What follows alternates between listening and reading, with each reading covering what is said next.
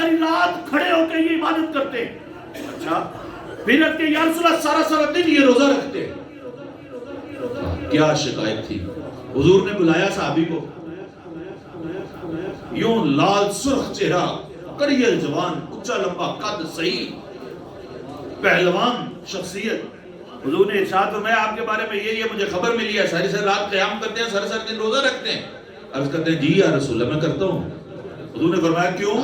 آج ہم اگر 60 سال نماز پڑھ رہے ہیں نا ایک طریقے سے, تو قاری صاحب مسئلہ بتا دیں. پہلی بات تو یہ ہوتی ہے کہ ہمارے ہاں پہ نہیں چڑھتا وہ مسئلہ. کیوں؟ ہمارے اندر ہمارا عقیدہ اتنا پختہ ہو چکا ہے کہ میں جو 70 سال سے پڑھ رہا ہوں صحیح پڑھ رہا ہوں. یہ ہمارا عقیدے کا عالم ہے. اگر قاری صاحب کہیں نا کہ جناب اس طرح نہیں اس طرح پڑھ لیں, تو ہمارے دماغ میں کیا جاتا ہے کہ وہ جو ہمیں میاں صاحب ساری زندگی پڑھا گئے وہ غلط ہی پڑھا گئے, یا میاں صاحب نے ہمیں جو سمجھایا تھا وہ غلط ہی سمجھایا تھا. حالانکہ میاں صاحب نے صحیح سمجھایا تھا. ہمارے سمجھنے میں غلطی ہے, ہماری عادت میں غلطی ہوتی ہے. ہمارا عالم یہ ہے اور ایک طرف صحابہ کرام.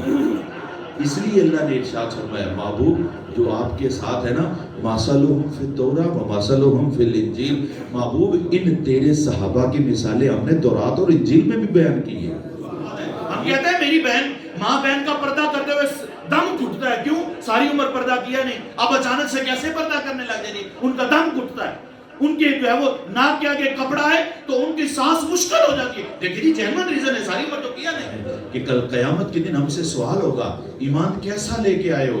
ایمان اللہ فرمائے گا مجھے تو ایمان ایسا چاہیے تھا جیسے ابو بکر لائے ہیں, ایمان تو ایسا چاہیے تھا جیسے عمر فاروق لائے, ایمان تو ایسا چاہیے تھا جیسے عثمان و علی لائے, تم کیسا ایمان اٹھا کے لے آئے ہو. تو جب ہم صحابہ کرام کے حوالے سے سنتے ہیں تو خوش ہوتے ہیں, ایمان تازہ ہوتا ہے. لیکن حقیقت یہ ہے کہ صحابہ کرام کے طرز عمل, حضور کے ساتھ محبت اور حضور کا ان کے ساتھ محبت کرنا, اور پھر اللہ جل شانہ کا صحابہ کرام کی تعریفیں کرنا, اور ہم ایک دوسرے کو سنا کے خوش ہوتے ہیں. اس کے بیان کرنے کا مقصد کیا ہے کہ صرف سن لیا, خوش ہو گئے اور کہہ دیا کہ ایمان تازہ ہو گیا. شاید اس میں بھی ہم مبالغہ کر جاتے ہیں کہ ایمان تازہ ہو گیا. بڑی مشکل سی بات ہوتی ہے کہ ایمان تازہ ہو جائے. بہرحال آپ اور میں, ہمارا اسلام کے ساتھ کیا معاملہ ہے, کس حد تک ہم اپنے آپ کو مسلمان کہتے ہیں اور سمجھتے ہیں, اور کتنے ہم مسلمان ہیں یہ ہم میں سے ہر ایک کو پتہ ہے. کہ میں مسلمان ہوں, کلمہ پڑھا, حضور سے محبت کی, اللہ کی فرما برداری کا دم بھرا, لیکن اس پر میں کتنا پورا اترتا ہوں یہ مجھے پتہ ہے. اور ہم میں سے ہر ایک کو پتہ ہے کہ وہ کتنا اسلام کی پابندی کرتا ہے, اسلام کیا تقاضا کرتا ہے, اور بندہ اس پر کتنا پورا اترتا ہے, یہ ہم میں سے ہر ایک کو پتہ ہے. کچھ باتیں اسی تناظر میں سمجھیں کہ اسی سینس میں کہ آج میں اور آپ اسلام کے کتنے فرما بردار ہیں, اسلام کی کتنی مانتے ہیں, اور ایک صحابہ کرام ہیں کہ وہ اسلام کی کتنی مانتے تھے, اسلام کو کیا سمجھتے تھے. حالانکہ میں مسلمان کے گھر میں پیدا ہوا, میرا باپ مسلمان, دادا مسلمان, پردادا مسلمان, والدہ میری مسلمان, میرے ننیال ددیال سارے مسلمان, پھر جس گاؤں میں پیدا ہوا وہاں پہ سارے کے سارے مسلمان, مطلب ایک ماحول ہی مسلمانوں والا. پھر میں کوئی 3-4 سال کا ہوا تو مسجد میں جانا شروع کر دیا، مطلب ہوش سنبھالے نہیں اور مسجد کا منہ پہلے دیکھ لیا۔ تو مطلب کیا ہے کہ میرا ماحول ہی ایسا بنا ہے، تو میں نے بڑے ہو کے پھر کیا بننا تھا؟ مسلمان ہی ہونا تھا۔ لیکن ہمارے ساتھ ایسا ماحول یا معاملہ نہیں ہوا۔ وہ صحابہ کرام تھے کہ جو اس قدر بت پرستی اور شرک میں ایک بندہ مبتلا ہے، اور اس طرح اس کے اندر اللہ اور اس کے رسول کا بغض بھرا ہوا ہے کہ وہ ایک آخری انتہا تھی نا کہ جناب رسالت مآب صلی اللہ علیہ وآلہ وسلم کو شہید کرنا، یہ سرکشی کی انتہا ہے۔ یعنی روایات میں آتا ہے کہ بدترین ہے وہ شخص کائنات میں جو سب سے بدترین ہے، وہ شخص ہے کہ جس نے یا تو نبی کو قتل کیا یا نبی کے ہاتھ سے وہ شخص قتل ہوا۔ یعنی وہ شخص جس نے کسی پیغمبر کو شہید کیا وہ کائنات کا سب سے بدترین انسان ہے، یا وہ شخص کائنات کا سب سے بدترین ہے کہ جس کو کسی نبی نے واصل جہنم کیا۔ مطلب کیا ہے کہ اگر پیغمبر کی تلوار سے وہ قتل ہو رہا ہے تو وہ اللہ اور اس کے رسول کے دشمنوں میں سب سے بڑا دشمن ہے جو پیغمبر نے اس کو واصل جہنم کیا، اور اللہ اور اس کے رسول کا سب سے بڑا دشمن وہ ہے جس نے کسی رسول کو شہید کیا۔ تو کہنے کا مطلب کیا ہے کہ یہ ایک انتہا ہے۔ تو آپ سوچیں کہ ایک شخص نوجوان ہے، اس کی 25 26 23 سال اس کی عمر ہے، اور وہ حضور کو شہید کرنے کے لیے نعوذ باللہ من ذالک تلوار ہاتھ میں پکڑ کے جا رہا ہے۔ اس کے کفر کا عالم کیا ہوگا، اس کی بدعقیدگی کا عالم کیا ہوگا، لیکن جیسے ہی وہ جناب رسالت مآب صلی اللہ علیہ وآلہ وسلم کی ذات پر ایمان لاتا ہے، جیسے ہی وہ شخص ایمان لاتا ہے اور ایمان لانے کے بعد اس کی کیفیت کیا ہو جاتی ہے، ایمان لانے کے فوراً بعد اس کی کیفیت کیا ہوتی ہے کہ جیسے ہی وہ ایمان لاتا ہے تو آسمان کے فرشتے بھی اس پر مبارکبادیاں دیتے ہیں۔ ایک پہلو کیا ہے کہ اس کی کیفیت اسلام قبول کرنے سے پہلے کیا تھی، اور اس کے بعد جیسے ہی وہ اسلام قبول کرتا ہے اور قبول کرنے کے بعد وہیں پہ ہی عرض کرتا ہے یا رسول اللہ آپ سچے ہیں، اللہ سچا ہے، کتاب سچی ہے، آپ سچے ہیں، پھر یہ چھپ چھپ کر عبادت کرنے کا کیا مقصد ہے؟ یا رسول اللہ پھر چلیں ہم آج حرم کعبہ میں نماز پڑھیں گے۔ پہلے کیفیت کیا ہے، ادھر کلمہ پڑھا اور ادھر کیفیت کیا بدلی ہے کہ پھر چھپ کر بھی نماز پڑھنا اپنے لیے اپنی غیرت کا سوال سمجھتے ہیں۔ عرض کرتے ہیں یا رسول اللہ آج حرم کعبہ میں نماز پڑھیں گے۔ حضور نے ارشاد فرمایا ہاں پہلے تو عمر بن خطاب تھا، آج سے تو فاروق ہو گیا ہے، حق اور باطل کے درمیان فرق کرنے والا ہوگا۔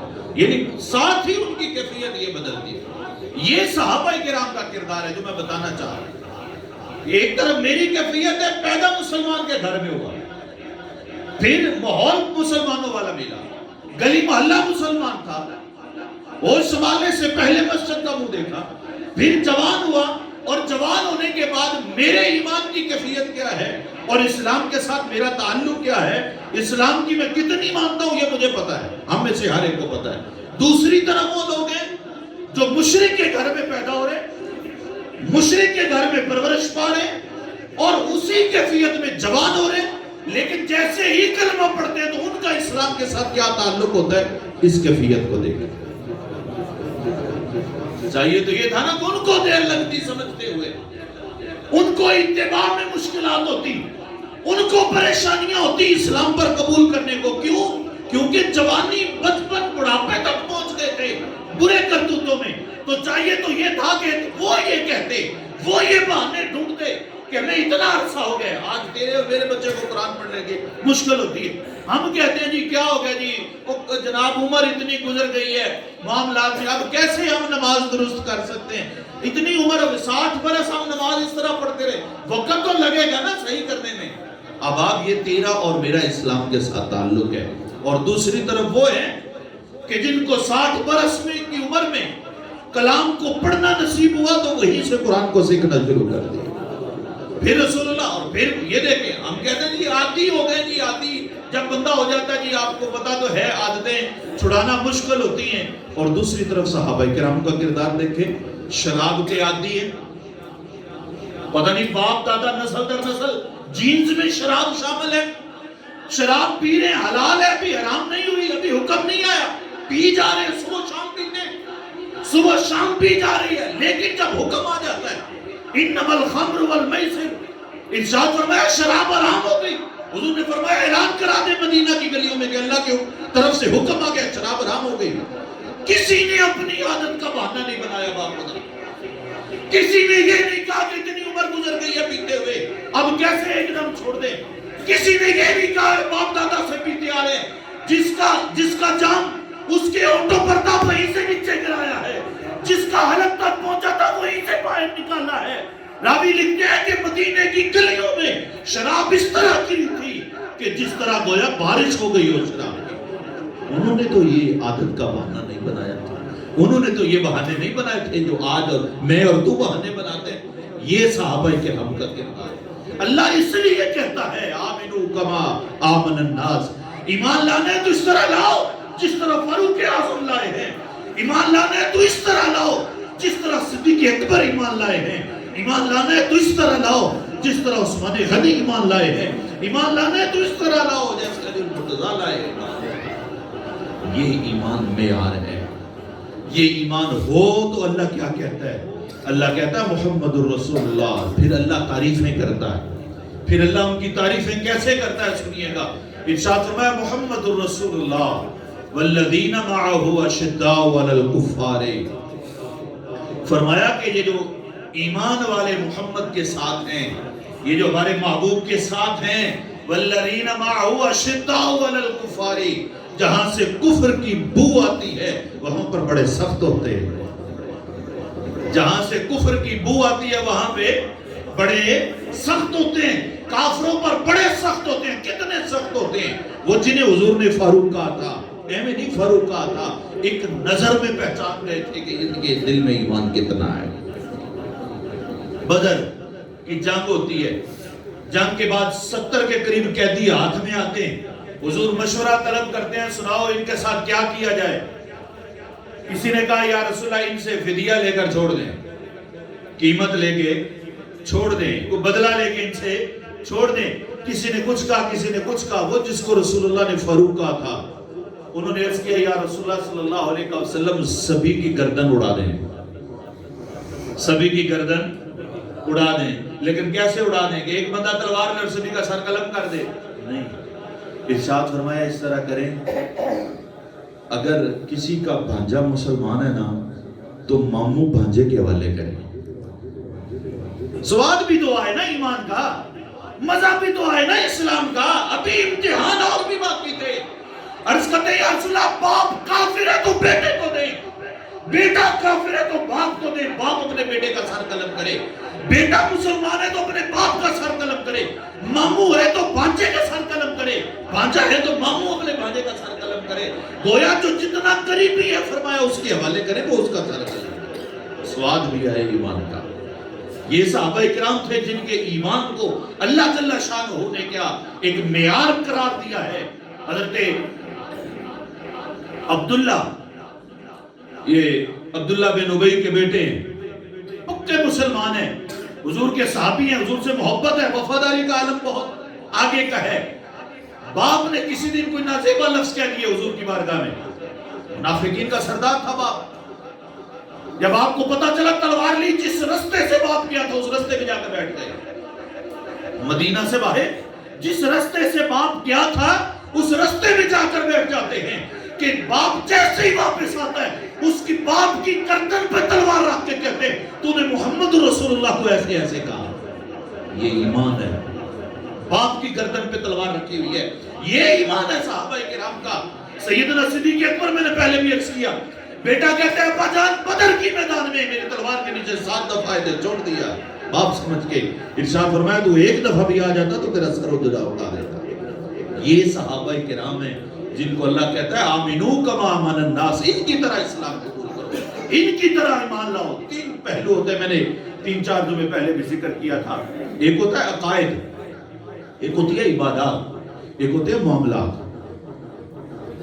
ہمارے عقائد کا کیا معاملہ ہے وہ بھی ہم میں سے ہر کسی کو پتا ہے کہ میں عقیدے میں کتنا پختہ ہوں. میرا عقیدہ بڑا مضبوط ہے کہ میرا رب مجھے دیکھ رہا ہے کہ نہیں ہے؟ سب کا ایمان ہے نا. کس کس کا ایمان ہے؟ چلیں اس مانے جاگ بھی جائیں گے آپ. سب کا ایمان پختہ نہ کہ اللہ دیکھ رہا ہے, لیکن جب ہم ڈنڈی مار رہے ہوتے ہیں تب ہمیں کو نہیں پتا ہوتا کہ اللہ دیکھ رہا ہے. کمزور ہے نا ایمان. یہ بھی ہمارا ایمان پختہ ہے کہ قیامت کے دن اٹھ کے میں نے حساب دینا ہے نا پختہ ایمان. قیامت پر ایمان ہے نا کہ میں نے قیامت کے دن حساب دینا ہے نا ایمان. کتنا پختہ ایمان ہے کہ ہم اگر اس کا انکار کریں تو کافر ہو جائیں.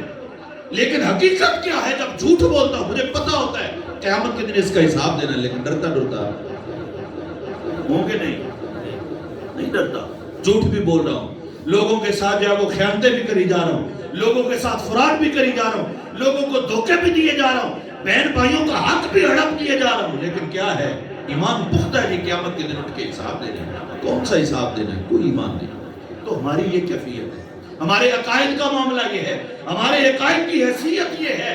اور ادھر صحابہ کرام ہیں, ایک آندھی اور بارش آتی ہے, صحابی لکھتے ہیں کوئی صحابہ گھر میں ہوتے, سوئے میں ہوتے, جہاں کہیں بھی ہوتے, تڑپ کے مسجد میں آتے, عرض کرتے یا رسول اللہ کہیں قیامت تو نہیں آ گئی. یہ عقیدہ ہے, یہ عقیدہ ہے, یہ عقائد ہے, یہ پختی ہے عقیدے میں. جناب رسالت مآب صلی اللہ تعالیٰ علیہ وآلہ وسلم عقیدہ دیکھیں, کدھر منہ کر کے نماز پڑھتے ہیں؟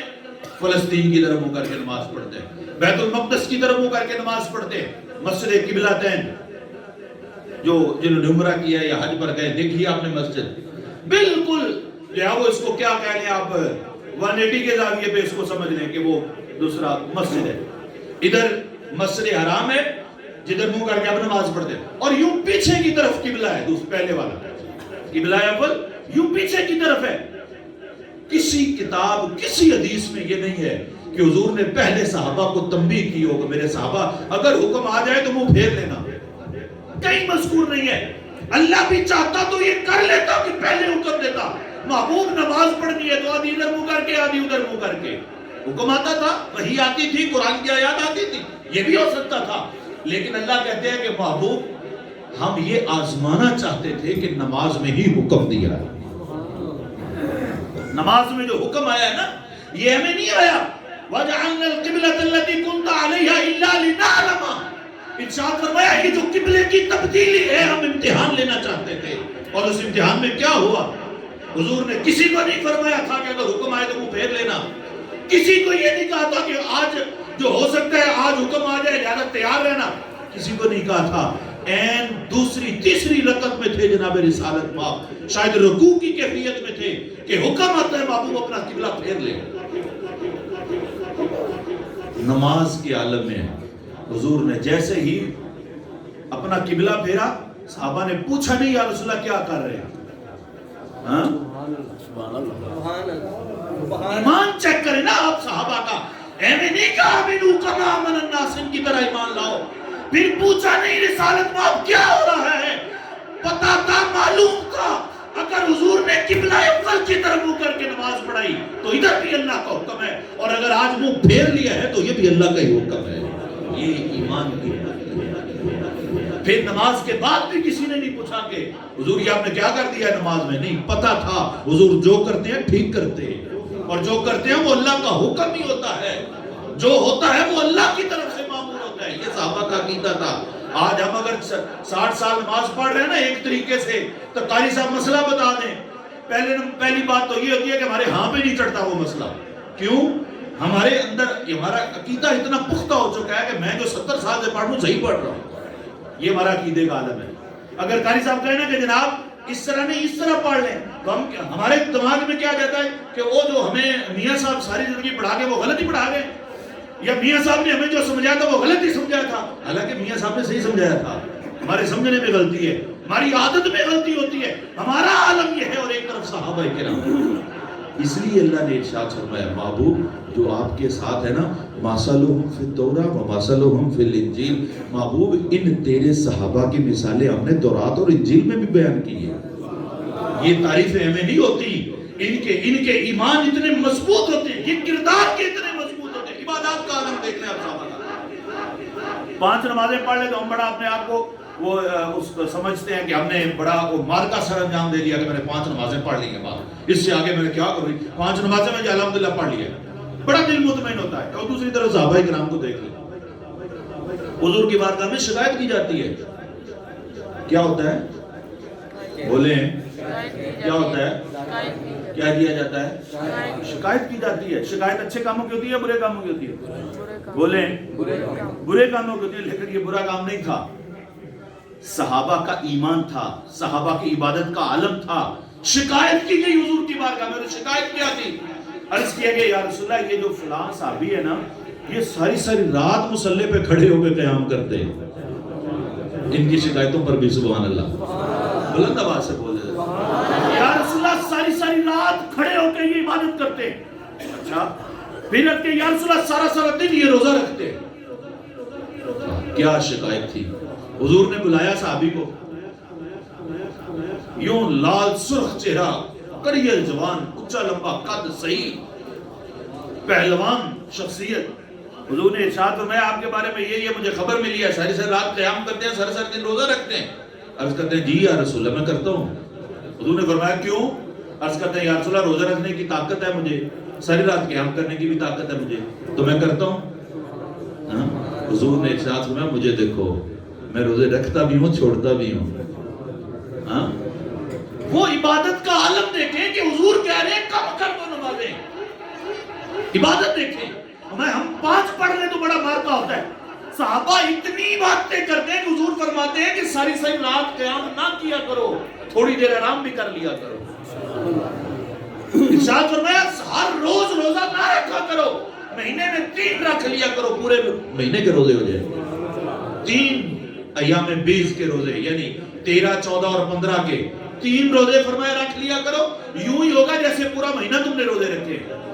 لیکن وہ صحابی تھے، ہماری طرح تھوڑی تھے چلے جان چھوڑی 3 روزے رکھ لیں اللہ خیر صلی اللہ۔ عرض کرتے ہیں یا رسول اللہ لیکن مجھ میں تو طاقت زیادہ ہے، میں زیادہ رکھ سکتا ہوں۔ حضور نے ارشاد فرمایا پھر اس طرح کرو کہ جناب داؤد علیہ السلام کی طرح روزے رکھ لیا کرو۔ عرض کیا یا رسول اللہ وہ کیسے؟ ارشاد فرمایا ایک دن روزہ رکھو ایک دن چھوڑ دیا کرو، ایک دن روزہ رکھو کرو دوسرے دن چھوڑ دیا کرو، یعنی ایک دن چھوڑ کے ایک دن روزہ، ایک دن چھوڑ کے ایک دن روزہ۔ یہ صحابہ کی عبادت کا عالم تھا۔ اور یہ کون تھے؟ حضرت عبداللہ ابن عمر بن العاص رضی اللہ عنہ۔ اتنی عبادتیں ہیں، ساری ساری رات سارا سارا دن۔ ہوا کچھ یوں تھا کہ بیوی نے جب شکایت کی اپنے مہاجر بھائی کو، وہ اب تیار تھے کہ میرا جیسے ہی انصاری بھائی آئے گا اس کو سمجھانا ہے۔ اب وہ جیسے ہی انصاری آئے انہوں نے وضو شروع کیا مصلی کے لیے، تو انہوں نے مصلی پکڑ لیا۔ انہوں نے کہا آج میں نے تجھے مصلی پہ نہیں کھڑے ہونے دیکھا، چل جا کے گھر اپنے 4 پہ سو جا۔ اب وہ گھر جاتے صبح روزہ رکھنے کے لیے باری آتی ہے، سحری کے ٹائم کھانے کی، وہ مہاجر صاحبی نے کھانے چھین لیا۔ اب کھانا چھینا فرمایا روزہ نہیں رکھنے دینا۔ اب وہ انصاری صحابی حضور کی بارگاہ میں جاتا ہے، عرض کرتا ہے یا رسول اللہ میرے بھائی نے مجھے یہ کام کیا ہے، نہ رات کو نماز پڑھنے دی ہے نہ روزہ رکھنے دی ہے۔ حضور نے ارشاد فرمایا معاملہ کیا ہے؟ جب مہاجر بھائی نے عرض کیا یا رسول اللہ یہ معاملہ ہے، حضور نے فرمایا مہاجر نے صحیح کیا۔ ارشاد فرمایا تیری آنکھوں کا بھی تجھ پر حق ہے، تیرے جسم کا بھی تجھ پر حق ہے، تیری بیوی کا تجھ پر حق ہے، تیرے گھر والوں کا بھی تجھ پر حق ہے، آرام بھی کیا کرو عبادت بھی کرو۔ یہ اہم نہیں حضور نے فرمایا، یہ صحابہ کی عبادات کا معاملہ تھا۔ صحابہ اتنی عبادت کرتے تھے کہ جناب رسالت ماں بھی خوش تھے اور ان کا رب بھی ان پہ خوش تھا۔ یہ صحابہ کرام ہیں، اور ان کے عمل کا عالم کیا تھا؟ قربان عمل کا عالم کیا تھا؟ جناب سیدنا صدیق اکبر رضی اللہ تعالیٰ جب حکمران ایسے ہو تو عوام پھر آپ کو عوام ایسی ملنی ہے نا کہ کوئی بندہ جاتا ہے جی یہ صدقے کا مال ہے، یہ آپ رکھ لیں، آپ اس کو ڈیزرو کرتے ہیں، آپ حقدار ہیں اس کے، رکھ لیں، یہ آپ استعمال کرنا۔ وہ آگے سے جو صدقہ لینے والے ہیں وہ پتہ کیا کہتے ہیں؟ وہ کہتے ہیں ابھی کا کھانا میرے گھر میں موجود ہے، ابھی کا کھانا میرے گھر میں بولیں موجود ہے، تو کہتے ہیں جی صبح کے لیے رکھ لیں۔ آگے سے جواب ملتا ہے صبح جس نے مجھے زندگی دینی ہے وہ مجھے کھانا بھی دے دے گا۔